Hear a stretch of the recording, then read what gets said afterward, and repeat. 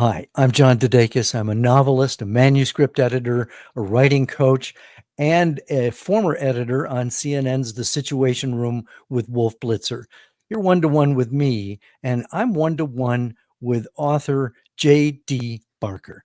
There he is. J.D. Hey. is a former. Well, he's done a lot of things, and we're going to talk about him, but talk about it.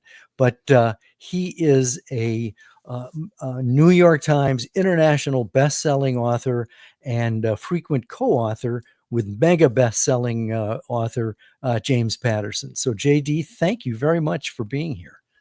Thanks for having me. I feel like I want to interview you and hear what it was like working with Wolf Blitzer.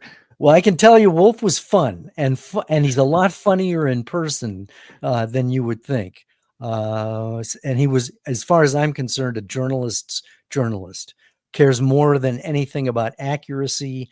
And I worked with him 7 years, and I still don't know what his politics are. So That's probably where that you need to be. that's the I'm a huge gold standard. I'm a huge fan of a show called The Newsroom. And it's an Aaron Sorkin show. So I just Yes. assume that every one of the things like that on CNN is just like that. Well, there's a lot of overlap. There's a lot of drama. I think, though, that I mean that's an excellent show, and but yes, there's a lot of drama behind the scenes. But we're here to talk about you, man. Nice All right. try, nice try. Um, so where do we want to start? All right. JD and I met each other a month or two ago at the Chanticleer Writers Conference north of Seattle in Bellingham. And I had the privilege of being able to interview you one-on-one. And so this will be similar. It'll feel similar, but I've got some other questions that I want to come up with that I've come up with as well. So thank you again for doing this. The first question is, how is your life different now than what you expected it would be when you were first starting out? Oh, wow. It's weird because like I haven't had like a huge bestseller, but they've all done like extremely well, and like each new book has done better than the previous book. So it's been like a gradual climb. And I've been at this for 10 years now. When I first pulled the trigger on it, it was a scary time because my wife and I, we literally sold every possession we had. We moved into a tiny little duplex, and I lived off of savings long enough to write that first book, and I wasn't sure, what was going to happen after that. I got really lucky. That first book sold pretty well, and I scored a nice traditional deal after that. But even today, I just assume that, the money machine is going to stop. Everything, nobody's going to buy the next book. Like those feelings, I guess, just never go away. I just had a release Tuesday, and it's doing fantastic. But like I'm writing the new one, and imposter syndrome is always right there in the forefront. I hear that a lot, and help me understand what's behind that. I mean, have you deconstructed it, and how do you get yourself out of that trench? You know what I honestly think it is, like when you write a book, the process is very slow.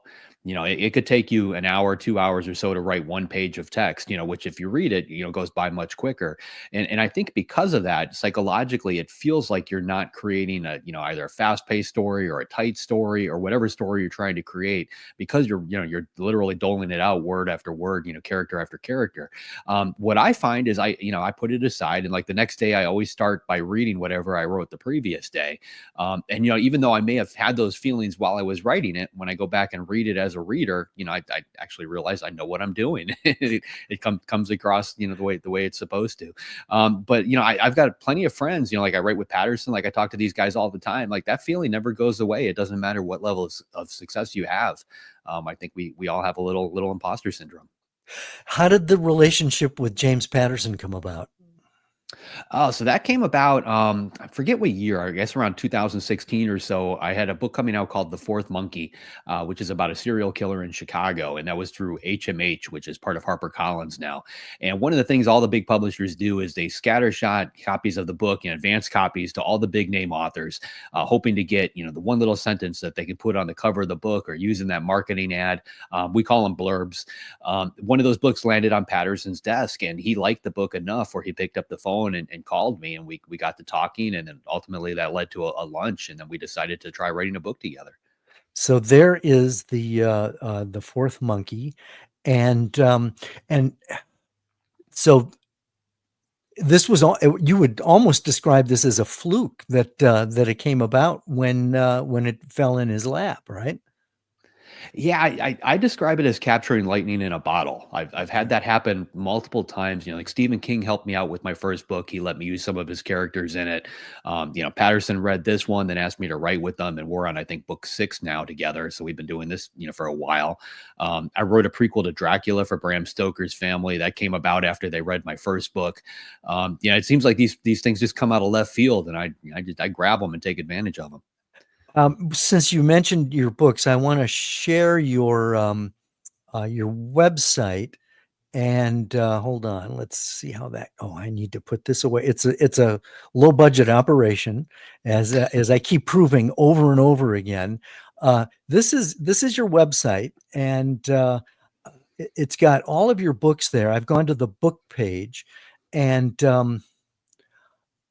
let me just scroll up because you've got The Fourth Monkey, and you've got these thrillers, and then these are the books that you've co-authored with a number of people, and then these are the standalones you've got. This was Forsaken. That was self-published. Am I right? Yeah, yeah. Indie published that in 2014. But that was the one that actually started to gain some attention. And then these are the books that you've co-authored with Patterson. And if I'm not mistaken, was the writer the first one? No, that one actually just came out in March. Okay. That was number 5. Okay. So which one was the first? The one all the way on the right there, Coast to Coast Murders. Got it. And if I remember correctly from when you were speaking at the Chanticleer conference, the writer is something that you seat of the pants with him versus him plotting things out. Am I right? No, the other way around. That was Coast to Coast Murders. As I said, Yeah. you are correct, sir. Yeah. So now what happened, we sat down for lunch, and he came to this meeting with a folder about an inch thick with information on me. And today I still don't know what he had in that folder, but he obviously did his homework. I came out of a world where I was a book doctor and a ghostwriter. So I had been working with other people for about 20 years or so. He knew all of that, as far as my history goes. But we kind of butted heads a little bit because I was what they call a pantser. When I write a story, I would create my characters, my plot, and kind of drop them all in there and mix it up and see where it goes. And he is a notorious plotter. He creates an outline that's 30 to 40 pages long for every book before he even starts writing the novel. So we didn't think that we'd be able to work together because the styles are so different. But ultimately, we walked away from that lunch, and then we decided to give it a shot. So when we wrote Coast to Coast Murders, we pantsed it. I would write a chapter and paint him into some kind of impossible scenario, thinking there's no way Jim's going to get out of this. And then like 15 minutes later, he'd send me new pages. Not only did he get out of it, but he put me into something even crazier. And we just tried to keep one-upping each other through this whole book, which was just so much fun. What's he like as a person? What's he like to work with? Oh, he's extremely nice, extremely down to earth. And he's very grounded. Like he came, he knows where he came from, and he literally started with nothing. He started his life with nothing. He worked in advertising for a very long time in New York. He created the Toys R Us theme song, some very iconic stuff. But he always, just like everybody else, he wanted to be a writer, so he would sneak away and he'd crank out a couple pages here or there, and then eventually that turned into a novel. And he's a machine in the sense that he's got the ideas, but then he taps different people, to work with him. So he's able to, crank out book after book after book. And you're starting to try to recreate that model. Yeah, he's been extremely helpful. I mean, we talk just, he's taught me a ton on the writing side, but also the business end of things. We have long discussions on just where the publishing industry is going and, what's coming next and things like that. So yeah, he's helped me. I've got a number of books coming out that I've written with co-authors. I've got a new deal with Simon and Schuster, so they're all coming out under that imprint. So we're kind of creating James Patterson 2.0 in the 21st century. One of the things I noticed is that you've got a business degree, and yet, everything that was going on in your life up until that point was creative, story writing, reading. Why business? How did that come about? Oh, I was told at a very early age, writing is a fantastic hobby, but you can't make a living at it. You have to get a real job. Uh, So I went off to college and did exactly what I was supposed to do. I got one degree in business, another one in finance. I have an IT degree. I got halfway through a psychology degree before I realized I was never going to become a psychologist. But I love learning. And business, I think in general, like regardless of where you're going to land on this planet, what field you're going to end up in, a business degree, will help you in literally everything. So I felt that was a good fallback. But ultimately, I ended up working in finance. I was a chief compliance officer at a brokerage firm for the longest time. And I would come home at night, and that's when I would write. That's when I would work on these book doctor and ghostwriter projects. And I did that for over 2 decades. Man, oh man. And you describe yourself as a staunch introvert, which a lot of writers are. How do you incorporate, your fundamental psyche or psychology into, writing books, and then you have to go out on the circuit and talk and all that? Um, is that hard to do? Is that something that's enjoyable? Do you grit your teeth and just suck it up? Honestly, I hate it. I mean, if I could lock myself in my office and do nothing but write books, I probably would do that. My wife would probably push me out the door and force me to do these other things. I'm autistic. I've got a form of autism called Asperger's syndrome. I was diagnosed at 22, so I am perfectly happy living within my own head, and I find that the more I do that, the easier it becomes, and the harder these other things become. So to counter that, I force myself to get out there in public as much as possible. I force myself to do things like this, just get out there and talk to other people. And the more that I do that, the easier it gets. So I try to do it as much as possible. What was it like to get that diagnosis? Was it debilitating? Was it surprising? Was it, I don't know. How would you describe being able to respond to it? No, it was eye-opening. I was diagnosed at 22, so I was born in the 70s, and in the 70s, they didn't look for this kind of thing. You were basically the weird kid in the corner. You were a little different, and that was it. Like they didn't, no special treatment, no special school, nothing like that. So I went through all of my high school years and everything, basically dealing with this, knowing that I was different, but not understanding why. When I was in the corporate world and working as a chief compliance officer, my job was essentially monitoring data. I had to watch every trade that passed through this brokerage firm and compare that to every rule and regulation on the books. And if somebody violated something, I would have to deal with it. I'd have to research it. And I was fantastic at the data portion of my job, but when I actually found something and I had to talk to other people, that would become problematic. At one point, my boss, to his credit, he recognized that I was good at part of the job, but not the other. He thought that I had anger issues. So he sent me to an anger management therapist. And we got about maybe 15, 20 minutes into our initial conversation. And she stopped and she said, "Have you ever been tested for autism?" And I didn't even really know what that was. I mean, other than that movie Rain Man, which is not a real representation, I had no clue what she was really talking about. But she said, "Well, the whole time we've been talking, you haven't made eye contact with me. I've noticed you're rubbing your thumb and your forefinger together and you do like a little semicircle action with that. And you do it whenever you're thinking." Like she just started pointing out all these things that I've been doing my entire life that turned out to be traits of autism. So I went through some testing, and then we landed on the Asperger's diagnosis. And once I had that, it became something I could research. It was a problem that I could solve. And we worked on correcting the problematic issues of it. And I doubled down on the other parts, which, in today's world, I call my superpowers. There's certain things I can do that other people can't do. Like Just what? because of Like it. what? Well, one of the things I was really good at when I was doing the book doctor and ghostwriting stuff is I could mimic other authors.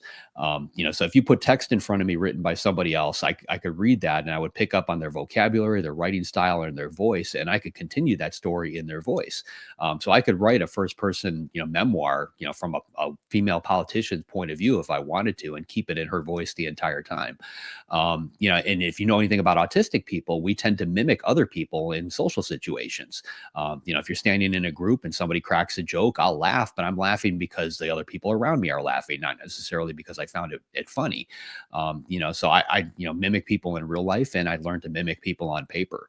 And like you can't see my desk behind me right now, but like I'm working on 12 different books, and there's not a single scrap of paper on there. It's all up here. That Wow. plotting, I can keep it straight in my head. Like I just these, from what I've been told, these are things that somebody without an Asperger's diagnosis probably couldn't do. How difficult was it to, once you got that diagnosis, to, in a sense, work with it, understand it? What were the tactics or techniques that you used in order to, in a sense, implement it and appropriate it in a way that worked for you? Essentially, it came down to we made a list of everything that I felt was a problem. Like the social situations, talking to other people, communicating things in a way that was where I was sensitive to what they were hearing, because I could regurgitate facts. If somebody did something wrong, I could throw out that particular issue. I could explain what they did wrong. I could explain what needs to be happen to correct it. But it's very machine like, and you can probably hear it in my voice even as I'm talking now. I'm very fast. My cadence is very quick. If you're accusing somebody of doing something, that's obviously problematic. You have to take their feelings into consideration. So what this therapist really helped me with was to do that, to take a step back. And in a lot of ways, in my mind, I mimic the person that I'm talking to, and I anticipate how they're going to react to what I'm going to say before I say it. It's almost like playing chess. But I've had 30 some years doing that, and it's helped me tremendously. What advice do you have for people who are in a similar situation as you with autism and Well, I think you have to embrace it. Today's world is very different. I've got a daughter who's 7, and she recently got a diagnosis, and her school completely surrounded her with people to help her. She's getting the attention she needs, which is something that I didn't get in those early years. So it's like today's world for this type of thing is completely different than it was when I was diagnosed. But I think it's important that you do take a step back and realize that it's not all bad. In a lot of ways, it's good. Like if you look at hop on Google and just type famous people with Asperger's syndrome, you're going to realize that it's a fairly elite club, and I feel like I'm part of that. But if you're talking to some parents, which I do quite a bit, of an autistic child, and that child is a year old and it's banging its head against the wall whenever it gets aggravated or somebody touches it, it's hard to understand all that. So I try to work with parents, teach them, that there is a light at the end of that tunnel. Find that one thing that their child is good at and focus on it. You're going to find that the child comes out of their shell, and you can get a dialogue going. There's a lot of ways to overcome it, but it's not the sentence that people thought it was years back. is it genetic, do you think? It's definitely genetic. It's more prevalent in males. I think it's a 5-to-1 ratio. And what I'm finding, even with my daughter, like I recognize it in other people quite a bit. I could stand in a room, crowded room, and recognize somebody else that is autistic from, across the room. Mhm. And it's just one of those things. And like, I notice certain things in my daughter, but other things aren't there. Because she's a mix of my wife and I. So, it's which is why they call it a spectrum in today's world. It's not an on and off switch. Yeah, thank you for sharing that, because this is something that I'm not real familiar with, and yet I know it's out there, and so you've helped me at least understand a little bit more about it. So thank you for that. Um, I want to talk a little bit about the Dracula stuff, because you uh, uh, uh, in addition to having Stephen King come across your book, and James Patterson, the family of Bram Stoker, who wrote Dracula, also came across your stuff. Talk about that, because you worked with a lot of his unpublished, journals and things like that to write the prequel to Dracula. Yeah, so Bram Stoker's family read Forsaken, my very first novel, and it was up for the Bram Stoker Award for Best Debut. And I was at the conference to accept that. And at one point, I sat down at a table next to Dacre Stoker, who's Bram's great grandnephew. And we had, assigned seats. It was one of those things where you sit down for an hour and you sign books for people. And we just got to talking. And, I figured I've got a living Stoker next to me. I'm going to pick his brain on everything related to Bram, because Dracula is one of my all time favorite books. And he knew a little bit about my history. So we talked about ghostwriting and the book doctor stuff I did and some of the other collaborative projects that I had worked on. And I honestly thought that's all it was just a friendly conversation. But he pulled me aside the next day and said, "Listen, I've got to be honest with you. My family knew, who you were before we sat down. Ah, We've read your book. We've been trying to find somebody to write a prequel to Dracula using Bram's notes for a while now. And based on your history and your writing style, we think you'd be a good fit. Is it something you'd be interested in doing?" I obviously said yes. The correct answer to that is yes. right. So we talked on the phone for probably about 2-3 weeks after that, and then my wife and I met Dacre Stoker at a cabin that he had up in the Carolina mountains. On the second day we were there, he disappeared for a little bit and came back with this big old box and set it on the dining room table, and it was literally everything that Bram Stoker had on his desk when he wrote the original Dracula, which was just fascinating to pick through because this is obviously a long time ago, but I saw so many similarities. Like he had notes scribbled on laundry receipts. Could you read? Could you read his writing? I couldn't at the time. I can now. He's got horrible handwriting, but I've seen so much of it at this point that I can read it. Part of Dracula he had written in a daytimer. He was a theater manager, so he had access to that kind of thing. And if you've ever written a book, it makes sense. At 12:40, Mina does this. At 2 o'clock on Tuesday, she does this. So you can plot out the whole book that way, and that's kind of what he did. But he sprang two facts on me that really made the project interesting. The first was that Dracula, as far as we know, starts with Jonathan Harker on a train. I always assume that's the beginning of the book, but it turns out that's actually page 102 of the original novel. So when I asked him what the original 100 pages were, the part that was removed, he said, well, Bram originally told Dracula as a true story. He firmly believed vampires were real. And when he turned that book into his editor pushed it back across the desk and said, there is no way we're going to publish this. People are going to get too scared.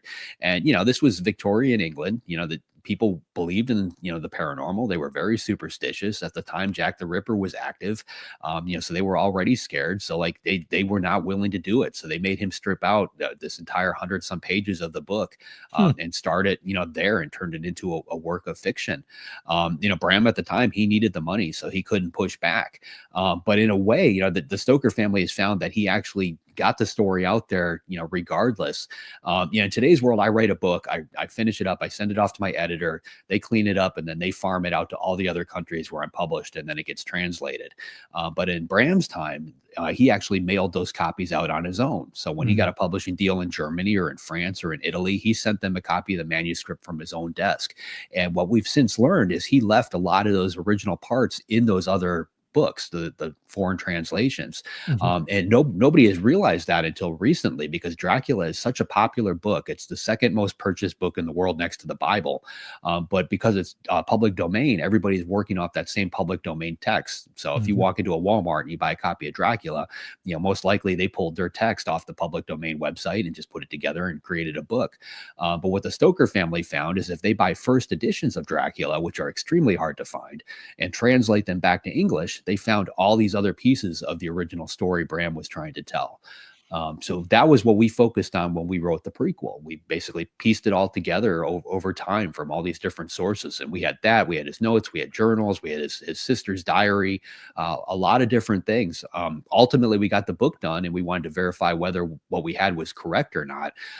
So I started to research the original manuscript and learned that there was only one copy in existence. It had been found in a barn in Pennsylvania, of all places. Nobody knows exactly how it got there. But Paul Allen, the co-founder of Microsoft, bought it at an auction from Christie's. So I reached out to Paul Allen's people and arranged for Dacre Stoker and I to go and see that original manuscript. So we flew out to Seattle. They locked us in a conference room, took away our phones, made us wear gloves, and then wheeled in the original Dracula manuscript. And Dacre and I immediately opened it to the very first page, hoping we would see a number 1. And what we found was a 102 crossed out with a number 1 next to it. The title of the book scribbled up at the top in Bram's handwriting. So the pages weren't there either. But as we flipped through it, we found what we were looking for, because this was a typewritten manuscript. And when Bram deleted a scene, he just drew a line through it. So it was still in the book. So we started to focus on everything that Bram deleted in that manuscript and realized that all these parts were referencing the original 100 pages. So between all these different things, we were able to piece the story together. And eventually that turned into the book you've got on your screen here, Dracul. So Dacre is Bram Stoker's great-grandnephew. Great-grandnephew. Okay. What was the collaborative process with him compared with Patterson and the others you've worked with? It's always different, and I find that it's very important to just establish who's going to do what at the very beginning. Dacre is a former history teacher and a tennis pro. He is fantastic at writing very very detailed information. So if you needed him to write a history book, he wouldn't miss a beat. Every single thing would be there. But when it comes to writing fiction, he just didn't have that particular skill set. So we divided and conquered. I wrote the book, but when I needed particular information, he would be my go-to. He knows everything about the Stoker family. So if I needed to know what Bram Stoker's bedroom looked like when he was 6 years old, he was able to tell me right down to the pieces of furniture and where they were in the room. So that added a huge level of authenticity to the novel. Anytime I work with somebody else, it's very you just divide and conquer. You figure out what the strengths and weaknesses are. It's almost like two people being in a kitchen cooking breakfast. As long as one person is making eggs while the other one's making bacon, everything works out. If you both try to make eggs at the same time, it can be a problem. Now, and there's a chance this is going to be made into a movie. What's the status of that? Yeah, so it's been optioned over and over again. Initially, we sold the publishing rights to Putnam, and we were in New York on a tour of the publishing houses because there were 5 that wanted it. And while we were in the Uber going from publishing house to publishing house, we were on the phone with the Hollywood folks. Ultimately, Paramount scooped it up, and they attached Andy Muschietti to direct, who's best known for Stephen King. So we thought that was fantastic. But what we learned later is Andy was attached to a lot of different projects. And every time he finished up a book, he would pull out that list and he'd kind of go down and say, okay, I'm going to work on that one next. And that meant that, he was out of pocket for the next 8 months to a year. So yeah, Paramount kept re-upping the option on this, but nobody else could look at it because it was Andy's project. So it just kind of sat there for the longest time. We finally got those rights back and we're taking it back out again. Everybody's leaning towards a streaming series now, which is kind of interesting because initially they were thinking feature film, but streaming is more popular. So we're looking at probably an 8 to 10 episode thing. And you can get a lot of mileage out of a series. You can go in much more depth, and from what I understand, there's probably a lot more money there. Yeah, I mean, initially the first experience I had with all this was Fourth Monkey. That got optioned for a film right away as well. And one of the very first phone calls I had was with Ron Howard's company, and they immediately told me everything they were going to have to take out of the book in order to make it, get it down to an hour and 46 minutes or whatever, a decent thriller would be. This character's got to go. These two people have to be combined. We're going to have to cut this storyline. I honestly didn't like that, and it kind of turned me off from the whole feature film thing. But in today's world, streaming series are way more popular than features. And it's the exact opposite, that not only can they tell the story you have in the book, but the producers and the writers come to you and, they want information that you took out. Like, what did you cut from the book that we could still use? What do you have that's different? And I prefer that, much more.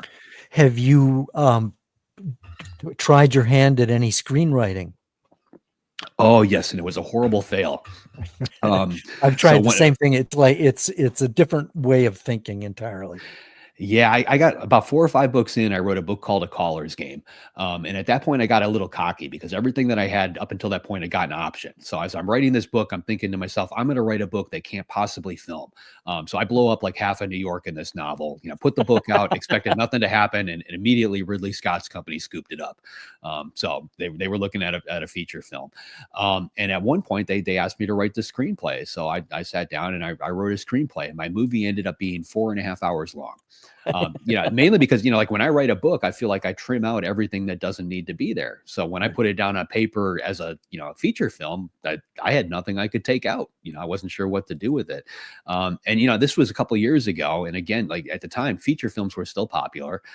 So, like my screenplay didn't work. But now, things have changed so much. Like it's actually circled back and, they've looked at that screenplay and said, we could do a 2 to 3 episode, like Netflix type thing. Like there's different ways to make it work. So, nothing is for naught, but I didn't enjoy the process at all. I really like writing a novel. I didn't like writing a screenplay. So I'm going to leave that to the people who like it. I want to circle back to early in your career. You were had a syndicated column, I guess, called the 25th Parallel, or no, the magazine was the 25th Parallel, and you also did something called Reveal, which dealt with haunted houses and paranormal type investigations. Is there anything to that? Because I mean, that's something that certainly shows up in Dracula. What was that?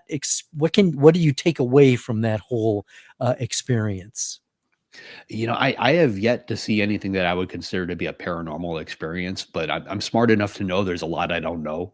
So, I'm willing to take a step back. I mean, the book that I've got behind me on the shelf there is something I keep upstairs, just released. And it's based on a real haunted house that is literally right outside my window. I live on a little island off the coast of Portsmouth called Newcastle. The house in my book is on Wood Island, right off our coast. It's about a quarter mile out. And they've recently renovated that house and they turned it into a museum. And I heard a ton of stories. I interviewed everybody, and like some of the construction workers used to say that they heard people upstairs at the lockers. It used to be a Coast Guard life-saving station. They said they heard voices upstairs when nobody was upstairs. The locals have stories going back 400 years on this place. Of Do you people. believe though? Do you believe those stories? I think there's some, from what I've learned over time, is there's always a kernel of truth behind everything. You have to dig a little bit, and Bram felt the same way. Like when he was writing Dracula, he started researching vampires when he was 16 years old, and he didn't write Dracula until he was 43. It was a lifelong obsession for him. And in his notes, he had the traits of vampires and vampire lore that he had collected from all around the world. And one of the things that he realized is every culture had a vampire story or something similar, some type of vampire monster in their history and their lore. And dating back to the very beginning of like the written word, and basically way before we all started sailing ships and talking to each other, like these things existed. So in Bram's eyes, that means that there's probably something similar to a vampire, something that existed at some point all around the world, and we all knew about it. It's not here anymore, or it's very good at hiding. But he felt that it was based on reality. So I've kind of taken that as part of my own logic. It makes sense. Like we have all these ghost stories for a reason. So something is causing it. We just haven't figured out what it is yet. Okay. Let me switch gears here. Something that's being talked about a lot right now is artificial intelligence. It's here to stay. Do you think it's a blessing or a curse or both? I think it depends on what you use it for. So I've played with all of them. To me, it's very much like just talking to an encyclopedia. It's not capable of having a creative thought.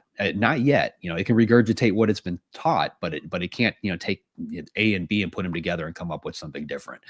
So like when I'm writing a thriller, I can't really use it for any real use. Like it can't plot a book for me, because like when you write a thriller, 1 + 1 needs to equal 3, and for an AI, it's always going to equal 2. If that makes any sense. If I plot a book out with Patterson, he comes up with some crazy things out of left field that an AI is never going to come up with. But I do think eventually it's going to get there. It's going to be able to have a creative thought. It's going to be able to write a novel, probably better than any of us can do it, probably faster. But it's never going to have my voice. My voice is always going to be my voice. It's not going to be able to duplicate that. It's going to have its own voice, which people may like, but it's not going to be the same thing. So what I've used it for mainly is I'll use it for creating ad copy for like Facebook and Amazon ads, creating the backup book blurb. It's fantastic at that. You can take the entire novel in there and tell it to sum it up in 200 words for the backup book. Really? Yeah. It'll give you a good starting point. I mean, you still have to edit it and clean it up, but it'll create something. Something I tried recently. I'm working on this new book with Patterson. I took our character sketches, basically the people we created on paper, and dropped those into there and asked it to give me actual images of what these people look like. So that, to me, that's kind of a fun use, because I've got a board in my office and I've got these pictures of these, AI generated people that match my character sketches, and they're spot on. So it's good for some things, not good for others. But it's also being taught by appropriating copyrighted material. So arguably your books, Patterson's books, are in a sense being lifted and stolen by AI. Do you have a problem with that? I absolutely have a problem with that. It's intellectual property theft. Unfortunately, it hasn't worked its way through the courts, to the point where I don't even know where it would go. I mean, there's no compensation involved. I mean, it's already done. It's happened. So you can't unring that bell. The way I try to explain it to myself, like my daughter is in school right now. She's probably reading, let's say a history book. This is no different than teaching the AI history. but the AI has 100% retention. I guess that's probably the only difference versus how we teach people. Even if you think about artwork, like if you're in an art class, you're going to study Monet, you're going to study Van Gogh, you're going to study all these different things in those images. And then in your own mind, you're going to come up with what you create as an artist on your own. You could try to duplicate Van Gogh if you wanted to, but you're not going to be able to. You might come up with something close. And AI, again, is no different. It's learning from all these different sources. So I try to justify it that way. It sounds like you've made peace with it. I don't think we have a choice. I've had this conversation with a lot of different people, and most authors are worried that it's going to come and take their job. And I don't see that happening because, if let's say you wanted to teach an AI to write like Stephen King, some people think you can take every Stephen King novel and drop it in the AI and all of a sudden it's going to be able to write like King. That's actually not true. You would have to take every life experience that King ever had and put all of that into the AI, get the AI to forget what he's forgotten, get it to remember the stuff that's stuck in his head. Like, there's so many variables involved. It's virtually impossible.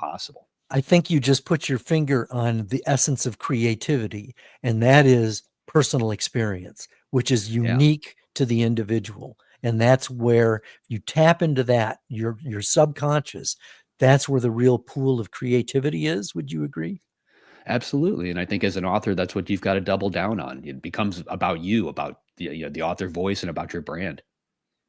What other advice do you give to wannabe authors? Because I'm sure you're bombarded with, well, hey, I want to be you. Yeah, I mean, I tell them from the very beginning to focus on stuff like branding. Try to take a step back and realize you're not selling a book, you're selling a widget, you're selling a product, you're selling something that other people are going to have to pick up and buy and sell, and you have to make that attractive. So look at everything you do from a branding standpoint.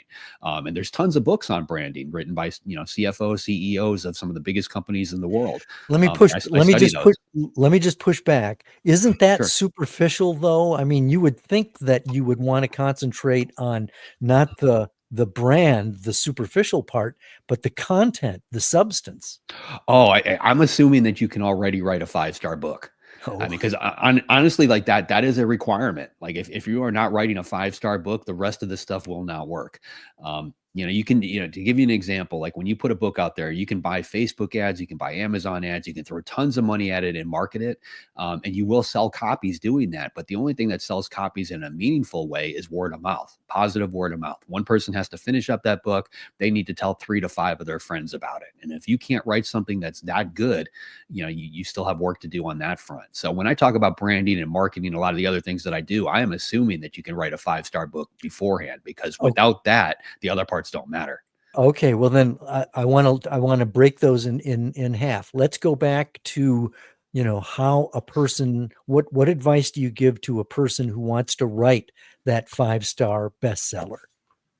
It takes a lot of practice. It's just like anything else. If you want to be a surgeon, you're not going to, learn in a week and you find yourself in an operating room. You've got years and years of practice you have to do.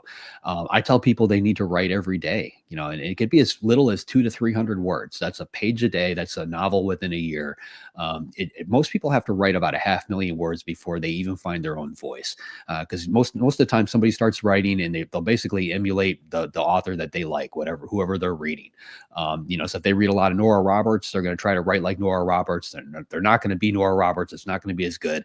But that's their ultimate goal. But after about 500,000 words, all of a sudden their own voice starts to creep out. Does journaling help you to find your own voice? It depends what you're trying to write. If you want to write straight up fiction, let's say third person narrative, I think you need to take a step back. Journaling is fantastic at creating a first person narrative. Right. And that's honestly, it's one of the things I used to mentor a lot of writers, and I would have them do that sort of thing. Like if their novel wasn't coming across, if I wasn't relating to the characters, I would have them rewrite it in a first person narrative as if it's coming out of your own head, because those things creep in. Your own thoughts, your own mannerisms start to creep into that voice. Right. Right. That's advice I give as well. So, okay, now let's talk about the marketing side. Branding apparently is job one. Yeah, absolutely. I mean, take a walk into Barnes and Noble, and just take a quick look around. And what you're going to find is the big name authors, the household names. Their name is huge on the cover. The title of the book is tiny, and people flock to those authors. You see John Grisham. You don't care what the book is titled. You don't necessarily care what it's about. You just, there's a John Grisham book. I'm going to buy it. That is branding. The problem is the big publishers, their goal is kind of the opposite of that. If they sign you to a 1 or 2 book deal, their focus is going to be on selling that 1 or 2 books, not necessarily on selling you as an author or helping you build that name recognition that you need in this industry. So I pushed back from the get-go to make sure my name was larger, all these different things. Like if the book that's behind me right now, like the version of my name that's on there is actually trademarked. So if a publisher wants to put that on a cover, they actually have to license it from me. So it's become a profit center. No kidding. This is a font, right? It's just a font, but I've got my name trademarked in 200 some different fonts. So like you can't print my name on something using one of those fonts without paying me a licensing fee. How did you figure that out? Just over time, again, looking at branding. I mean, that idea came after reading a book about craft. Okay. Whew. And you've been a book doctor as well. So you've helped before you even became a best-selling author, you were helping other writers. Either you were writing their books or you were being the doctor, helping them diagnose what the problem was and how to fix it. So Yeah. I'm imagining this is how you also got your chops. Yeah, absolutely. That is where I learned to write. I did that for 20 some years. Mhm. And you just over time, I would get hired by agents or get hired by an editor. And it's funny in today's world, if I turn a book into an editor, if any author does, if they've got a problem with that book, they're going to pick up the phone and they're going to tell you 2 or 3 things they love about the book. Then they're going to give you that one thing that they need you to fix, and then they're going to wrap up that conversation with another couple of things they love about the book. They always sandwich it. They try to, Right. soften that landing a little bit. But when they would hire me, I came in as a hired gun, and they didn't sugarcoat anything. They would tell me, listen, this person can't write dialogue to save their life, too much exposition. This is going on, that's going on. And I've had so many of those conversations over time. I really learned what the folks in New York were really looking for in a mass market, best-selling novel. And one of the things that they're looking for, based on the agents that I've talked with, is that they will be ready to send a rejection letter after about paragraph 5. Often, and I mean, even though it may not sound fair, they see so many manuscripts, they know what they're looking for, and their dive out part is when they start getting backstory before the actual story has gotten started. Would you agree? Is that a major problem in a wannabe writer? Yeah, I mean, when I was working as a book doctor, one of my first steps I almost always took is I cut the first chapter, and I would end up starting that book at chapter 2.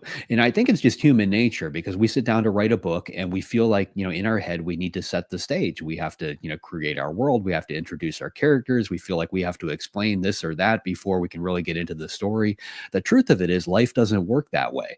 I prefer to think of it as, literally dropping into into somebody else's life in progress, almost like picking up the phone or flipping the TV channel onto a show that's already happening. Right. That's to me is how a novel needs to happen. You start off with that kind of action, and a lot of times you can take that stuff that you're cutting and you can sprinkle it in somewhere else in the book, where it makes a little bit more sense. How do you feel about prologues? I don't do prologues Why not? for that same reason. I think, if you feel like you have to write something in order to justify whatever is coming next, I think there's another way to get that done. That being said, I write thrillers. Like if I was writing sci-fi, that's a different world. I think in certain genres, it still makes sense. Okay. So you say you've got about how many projects that are going on? It's funny because something I keep upstairs just came out on Tuesday, and we did a book release party, and I had to write a little speech. And up until that point, I had thought I had 12 books that were published so far. I went to Wikipedia and realized I've actually got 18. Um, so even I can't keep track of it. But I've got 12 in the works right now between co-authors and solo projects. And I've got your contact information on the screen, which is basically your website, jdbarker.com. And there's a way that people can contact you through that, correct? Yeah, absolutely. There's a contact page. And so what's the most imminent thing what's the next in the hopper that you're working on? Do you remember a movie from the 90s called Flatliners? I don't. Okay, so this was it's a horror movie. It had Kiefer Sutherland, Julia Roberts, Billy Baldwin, Oliver Platt, all basically at the start of their career. It had this crazy cast, and it's about medical students that decide to try to figure out if there's life after death. So they kill each other one Oh, at a time jeez. and bring themselves back. I always loved the premise of the movie. It's one Yeah. of those that kind of stuck with me, and it turns out the guy who wrote it is on Dracul. His name is Peter Filardi. So we got to talking and we came up with an idea to reboot the franchise. So I recently completed a novel with one of my co-authors to reboot the Flatliners franchise. So we're actually going through final edits on that right now. Talk about the idea. You must be an idea machine. Do you write them down? Do you have a notebook? I mean, how do you capture and keep those ideas? Yes, I've got a document on my phone called ideas. And I literally just drop them all in there. It's that simple. And a lot of times I find that a single idea by itself doesn't work, but when I take two completely different things and mash them together, it's like peanut butter and chocolate. Give me an example. All right. So my last novel was called Behind a Closed Door. For the longest time in my idea tab, I had a husband and wife characters I wanted to write. They were a husband and wife. They've been married for about 10 years, kind of living separate lives. They both have different jobs. So they see each other in the morning. They see each other at night, maybe watch a little Netflix together. But they were at the point where they were kind of drifting apart. And I knew that I wanted the male character in the book to come very close to some type of infidelity. So he almost cheats on his wife. It doesn't happen, but it's a wake up call for the two of them. And they decide they want to try to fix this. They want to try to keep it together. So I had those characters for the longest time. I had no idea what I was going to do with them. They were just sitting in that document. Then one night, my wife and I were sitting around the dinner table, we're eating, and she does a lot of real estate. She had just bought a house in Georgia that needed to be renovated. It was a very big property, had 7 bathrooms in it. And we just discussed this company called Bath Fitters, which we've all seen the commercials. They come in and one day they just do a cosmetic retrofit. But we literally just talked about it. But that night, we both started seeing ads for bath fitters pop up on our phones, on the television, and all of our social media feeds. And I started to research it and realized that in the terms of service for our phones, we give them permission to listen to us 24/7. So my phone is sitting right next to me right now. It's listening to this conversation. It's grabbing keywords out of the air, and it's going to use those keywords to target market me later. We agreed to all of that. So that kind of gelled an idea. So I went back to Brendan and Abby Hollander, my 2 characters. I decided I was going to have them start off in a therapist office talking about what just happened. And at the end of that therapy session, the therapist recommends that they download an app called Sugar and Spice to help bring their marriage back together. It's kind of like Truth or Dare for adults, but they're taking an app and they're putting it on their phone. And the app itself, it starts off with very benign things at the beginning, but ultimately the wife gets a message that pops up and it says, "Would you kill a total stranger to save someone you love?" She presses yes on it, and a map comes up with a pin and a timer. So basically it was a marriage of 2 totally different ideas. We've got this stuff over here happening with the tech, industry, the phones listening to us, and the husband and wife. And then I put them all together, and then that became the novel.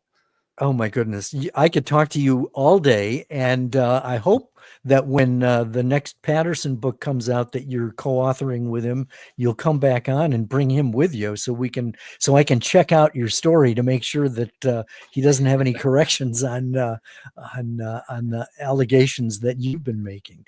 Absolutely. Anything that I didn't ask that you'd like to button up with? No, I think we're all good. I mean, the latest novel is Something I Keep Upstairs. It released May 13th. It's available everywhere. Okay, excellent. We've been one-to-one with J.D. Barker. J.D., thank you very much for doing this. I'm John DeDakis. You've been one-to-one with me. And J.D., to be continued. I'm looking forward to our next conversation. Me too. Thanks for having me. I appreciate it.